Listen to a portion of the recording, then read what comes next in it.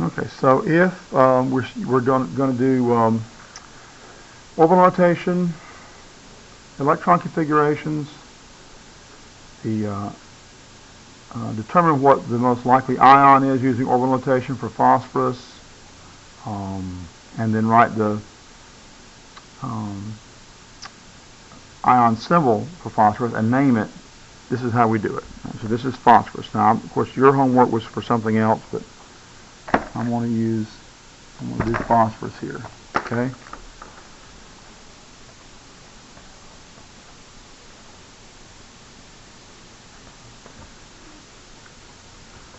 All right. So phosphorus is right here on the periodic table. So starting from here, it's 1s, 1s1, and the second electron in 1s is here because helium doesn't really belong here. We're talking about those sublevel regions. It belongs over here. Then this is the 2s region, so we've got a couple of electrons in 2s. We've got 6 electrons in 2p. This is in the second row. That's where that 2 comes from. And then we get to 3s and then 3p. And that's where phosphorus is going to be, 3 electrons in the p sublevel. Okay? All right. Huh? Oxygen in 2p. So I'm going to go past what oxygen is, okay? So we're doing phosphorus, so I have to have a symbol there. And I have to have a 1s sublevel, and the 1s sublevel only has 1 orbital, and there's 2 electrons in 1s. Then we get to 2s, and we get the lithium, that's in the 2s region. So there's only 1 orbital in an s sublevel, and there's 2 electrons. Then that would take care of hydrogen and helium and lithium and beryllium. So now we get to sodium, that's in the 3rd row. That corresponds to putting electrons in the 3rd primary level. So this is well, we haven't finished 2s yet. Lithium and beryllium, and here's the p sublevel region over here. Still on the 2nd row. So the placement of these elements over here corresponds to putting electrons in the 2nd primary energy level, but in the p sublevel region now. So now we've got the p sublevel region, and 2p has any p sublevel has 3 orbitals. And we're going to fill them all up. 1, 2, 3, 4, 5, 6. And you do it one in each box. Then you come back and pair them up. Okay? So that's 6 of them. Well, now we get to sodium and magnesium.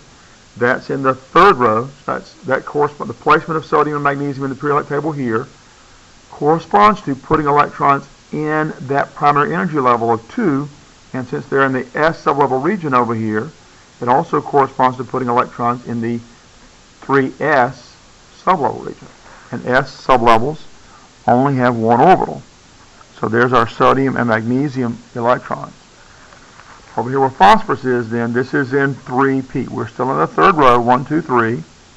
That's the 3rd primary level, so the placement of these elements corresponds to putting electrons in the 3rd primary energy level, and when we're over here, it's also in the sublevel p. So that's 3p. And there's always 3 orbitals in p, and I only need 3 more electrons. 1, 2, 3 more electrons. So using that rule I showed you a while ago, we're going to put them in there 1 in each box, and we stop there. There's the orbital notation for phosphorus. Got that? You just kind of count your way up to it. And once you get there, then you're ready to write the electron configuration. So this is orbital notation.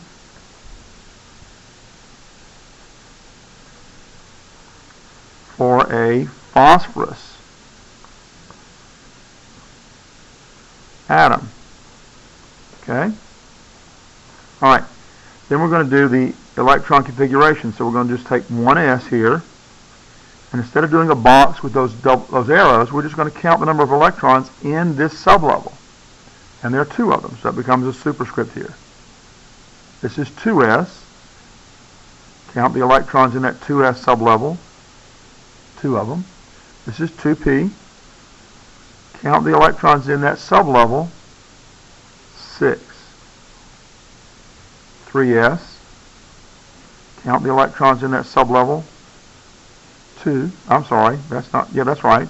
And then 3p. How many electrons do I have in 3p right now? There's 3. That's the electron configuration.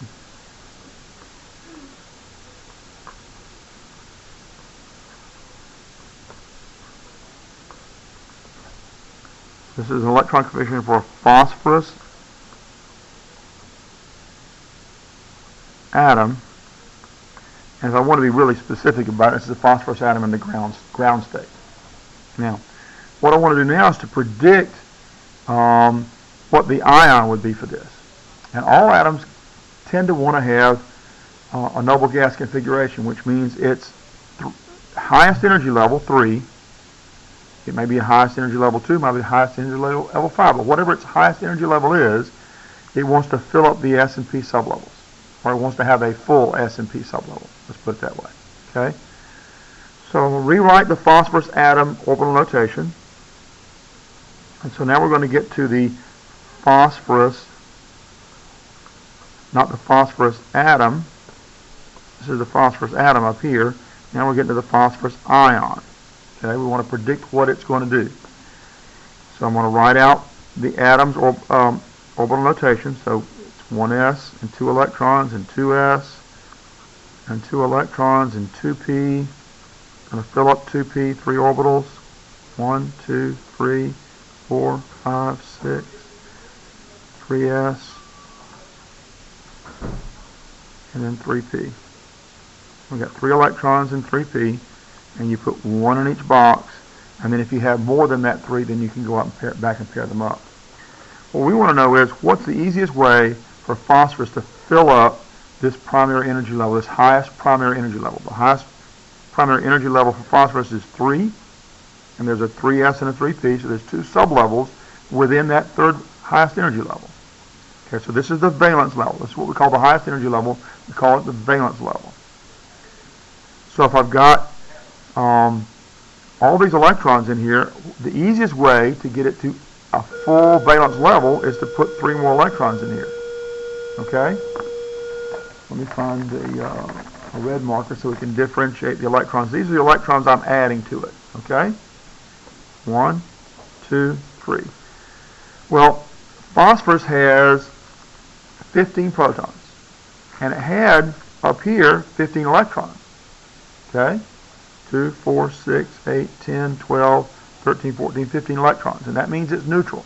Protons are positive, electrons are negative, and those positive and negative charges cancel each other out, giving it a neutral charge. Down here, though, we still have we haven't changed the nucleus, so we still have 15 protons, but now we have not 15, but 18 electrons. Well, electrons have a negative charge, so I have 18 electrons and only 15 protons. What's the charge on this phosphorus? Huh? Okay, negative what? You got 18 electrons, they're negative, only 15 protons, they're positive, and 3 negative. Okay, so this is not a phosphorus atom anymore. It's a phosphorus ion with a 3 negative charge. Okay? So when we write it this way, we have to show that 3 negative charge.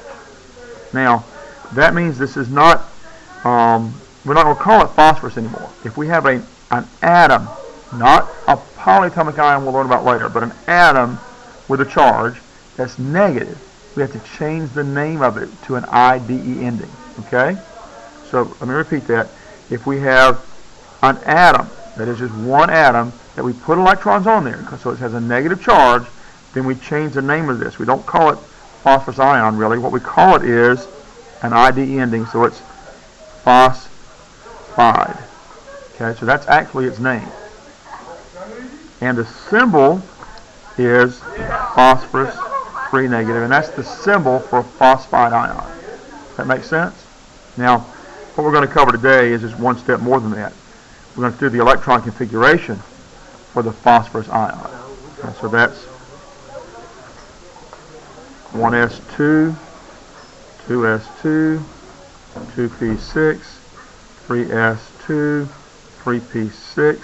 So that's we have to have the charge on there. If we don't have the charge on there, it's incomplete. Okay? If you have extra electrons, you've got to put the charge on the symbol over here. Got that? All right. So this then is the orbital notation.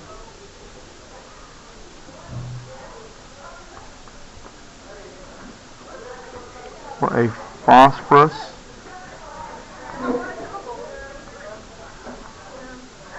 ion called phosphide.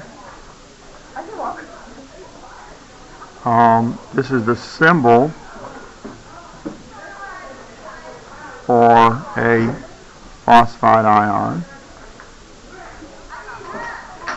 And this is the electron configuration.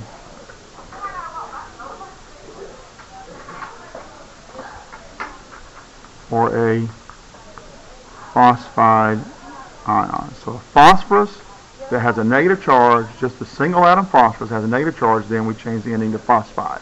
That's why I've called it phosphide here and phosphide here, and I've shown you that's a phosphide name over here. Okay, so if you do the same thing now with your homework assignment, you should be able to get the correct setup for that. Okay, you just walk it through there. All right. If you need more help, let me know.